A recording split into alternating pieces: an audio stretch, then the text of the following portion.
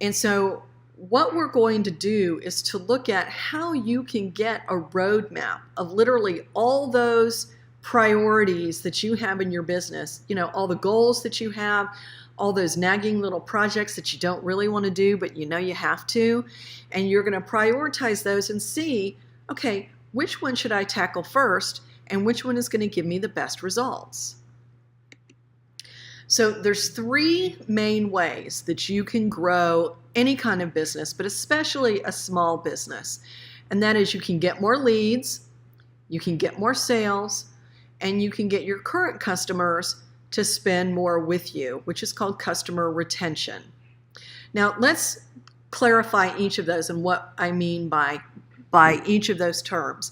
When I say lead, I mean someone for whom you have either their email address or their telephone number and you can contact them.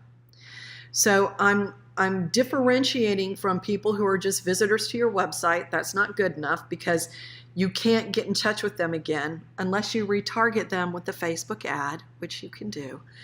But it's not as easy because you have to pay for that. So, we're looking to get people's emails or telephone numbers. You want people to feel comfortable signing up for your newsletter, for your free offer, for picking up the phone and calling you. A lead is someone for whom you have contact information. It's not enough for them to come into your retail store and then leave. You want them to join your newsletter, to get on your workshop list. You want to get their contact information. So a lead is someone for whom you have either an email or a telephone number. Now sales is pretty self-explanatory, but I literally look at sales the way this image portrays it. I look at a sale, no matter if it's a $1 trial, which we offer here, or a simple $7 product, which we offer to kind of get people in the door, as a way to nurture people. People are afraid of being scammed. How do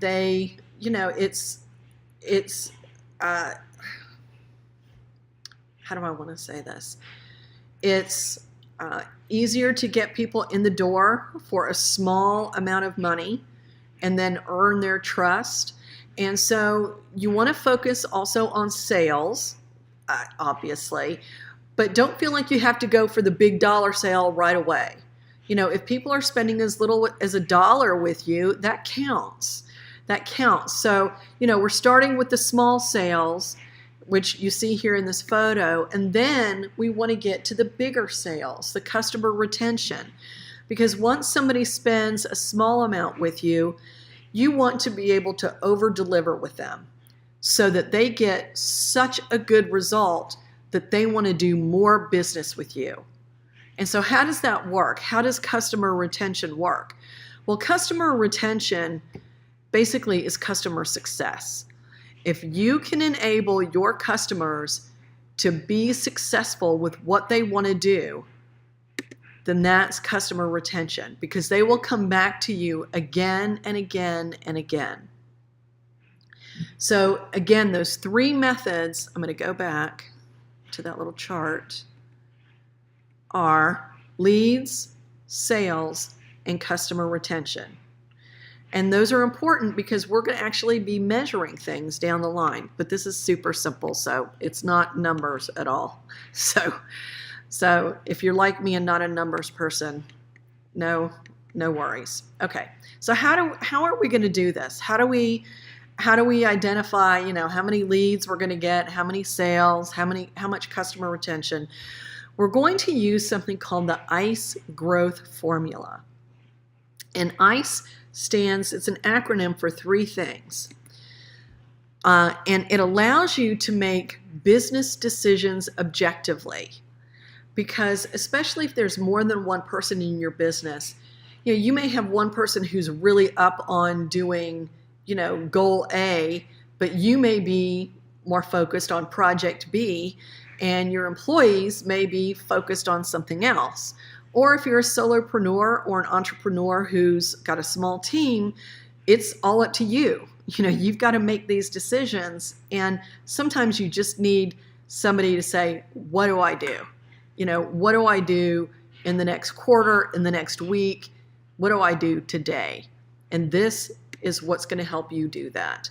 The ICE growth formula. I stands for impact. And that means how much impact is this going to have on your business? Whenever you're looking at making a change in your business, or going toward striving for a goal, or doing a new project, you want to ask yourself objectively, how much impact is this really going to have? And sometimes you just don't know. And that's the next term that we're going to use in the ICE formula is confidence. How confident are you about the impact that this is going to make? And I used this image of people river rafting, because the very first time I ever went rafting, I was petrified and really couldn't enjoy it for about the first 10 minutes. And then I loved it, had a great time. And the next time I did it, it was a piece of cake. So sometimes you'll be very confident about the impact that a new direction that you're going in your business, or something that you need to do in your business, is going to be impactful because you've done it before. And other times you just don't know. So you have to make your best educated guess. And then the last term is, how easy is this project going to be? Is it as easy as brushing your teeth where you don't have to think about it? Or is it something that's going to be far more complicated? And I think of that commercial on TV with that woman who has, I think it's paper plates, and she's on a tightrope. Is it something that's going to be complicated?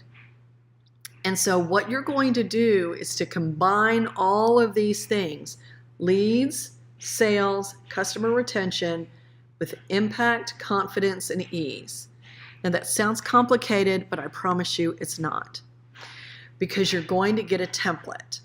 And from here on, all we're going to do is work with this template. So I'm going to use Mavis's example, and then we can use your business's example as